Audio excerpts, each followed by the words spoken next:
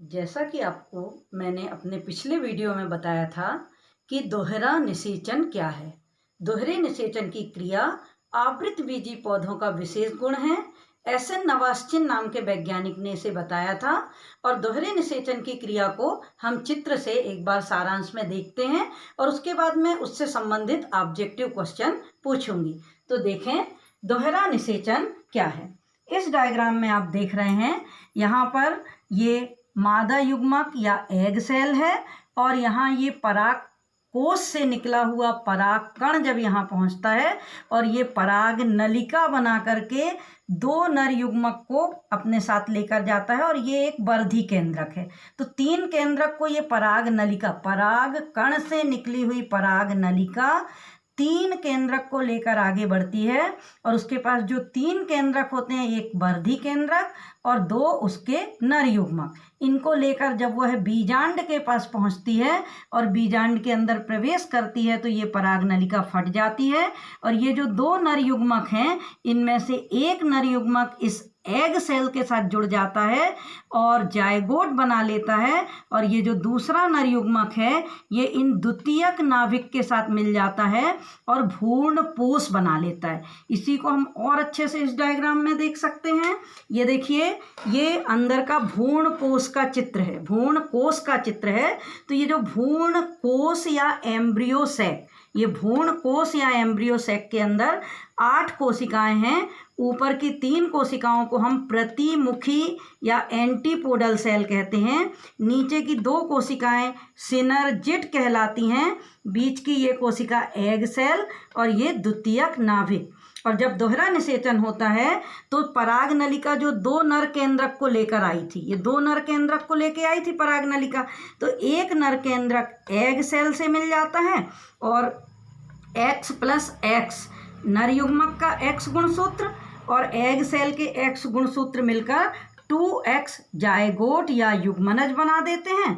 और जो दूसरा नर युग्मक है, ये नर युग्मक क्या करता है, द्वितीयक नाभिक से मिलता है। ये द्वितीयक नाभिक पोलर बॉडीज से बने हैं। तो X + 2X अर्थात दोनों मिलकर के 3X। यहाँ देखें, ये सेकेंड वाला नर युग्मक जिसके पास X गुणसूत्र हैं और ये दो द्वितीयक नाभिक जिनके पास 2X गुणसूत्र हैं, ये सब मिलके 3X या भ्रूण पोष बनाते हैं। तो हमने क्या देखा कि दोहरा निषेचन की क्रिया किसमें होती है, पुष्पीय पादप में होती है। और दोहरे निषेचन की क्रिया को हमने दोहरा निषेचन क्यों कहा, क्योंकि 2 बार निषेचन हुआ। पहली बार के निषेचन में नर युग्मक किससे मिला था, एग सेल से, और दूसरे बार के निषेचन में ये जो दूसरा नर युग्मक था वो द्वितीयक नाभिक से मिला। तो 2 बार निषेचन हुआ, इसलिए इसको हम दोहरा निषेचन कहते हैं। इसको हम त्रिक संलयन भी कहते हैं।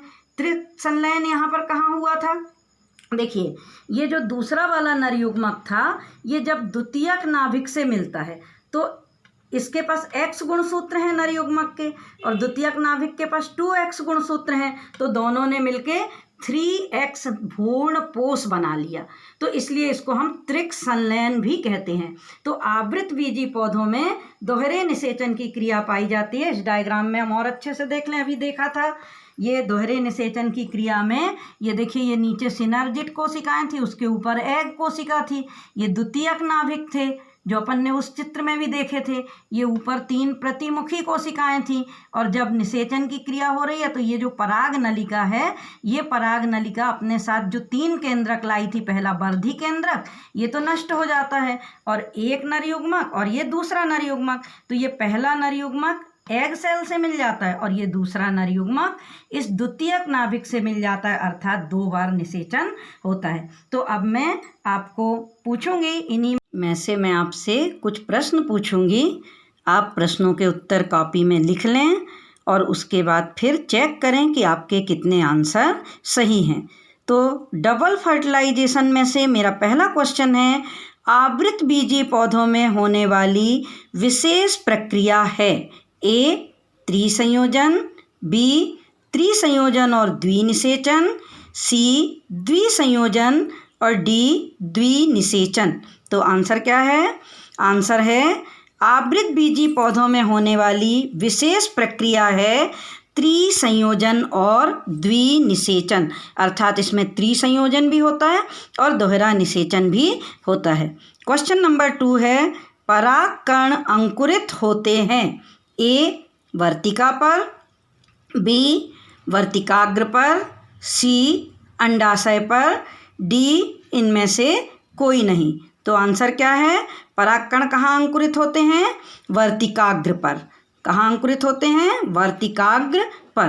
क्वेश्चन नंबर 3 है, बीजांड विकसित होकर बनता है ए भ्रूण, बी फल, सी बीज और डी भ्रूणपोष। तो जब बीजांड विकसित होगा तो वो बीज बनाएगा और अंडाशय विकसित होगा तो फल। तो बीजांड विकसित होगा तो क्या बनाएगा?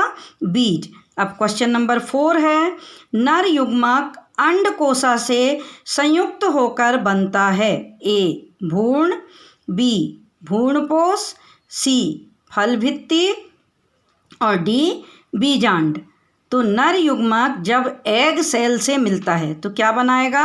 आंसर होगा भ्रूण। तो एग सेल और एक नर युग्मक मिलते हैं तो वो एम्ब्रियो या भ्रूण बनाते हैं।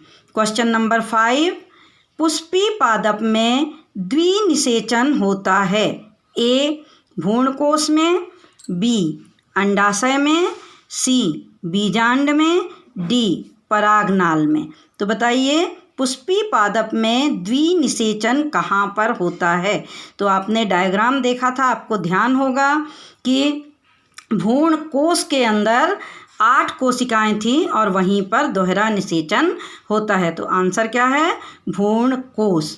क्वेश्चन नंबर 6 है, द्वितीयक केंद्रक निषेचित होकर बनता है ए बीज, बी फल, सी भ्रूण और डी भ्रूणपोष।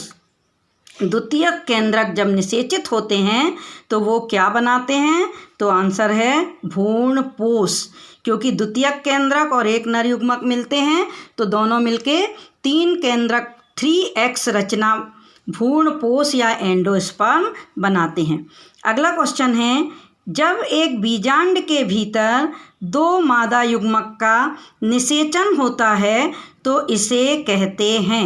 जब एक बीजांड के भीतर 2 मादा युग्मक का निषेचन होता है तो इसे कहते हैं ए त्रिसंयोजन, बी द्विसंयोजन, सी द्विनिषेचन और डी इनमें से कोई नहीं। तो क्या होगा आंसर? द्विनिषेचन, क्योंकि बीजांड के अंदर 2 मादा युग्मक, एक बार एक नर युग्मक से एग सेल और एक बार एक नर युग्मक से द्वितीयक नाभिक मिलते हैं तो इस पूरी क्रिया को हम क्या कहेंगे? द्विनिषेचन कहेंगे। अगला क्वेश्चन है, अंड उपकरण में अंड कोशिका के अतिरिक्त होती हैं। अंड उपकरण में अंड कोशिका के अतिरिक्त होती हैं 2 सहायक कोशिकाएं, 2 द्वितीयक कोशिकाएं, न्यूक्लियॉन्स और रिक्तिकाएं। तो आपको ध्यान होगा जब हमने भ्रूण कोश का चित्र बनाया था तो वहाँ 8 कोशिकाएं थीं। 8 कोशिकाओं में नीचे की तरफ जो 3 कोशिकाएं थीं वो अंड उपकरण हैं। तो उस अंड उपकरण में क्या क्या होता है? आंसर क्या होगा? 2 सहायक कोशिकाएं। 2 सहायक कोशिकाएं होती हैं और उनके ऊपर एग सेल होता है और इन तीनों को मिला के अंड उपकरण कहते हैं। अगला प्रश्न है, द्विनिषेचन पाया जाता है ए एंजियोस्पर्म में, बी ब्लू ग्रीन एल्गी में, सी फंजाई में और डी जीवाणु में। तो अभी पढ़ा है, बताइए दोहरा निषेचन कहाँ पाया जाता है? तो दोहरे निषेचन की क्रिया एंजियोस्पर्म अर्थात पुष्पी पादप में पाई जाती है। तो इस तरह से हमने आपको 9 क्वेश्चन पूछे। आप और भी क्वेश्चंस बुक्स से देख करके उनसे तैयार करेंगे और इस तरह से आपकी पीएमटी और मेन एग्ज़ाम की बहुत अच्छी तैयारी हो जाएगी।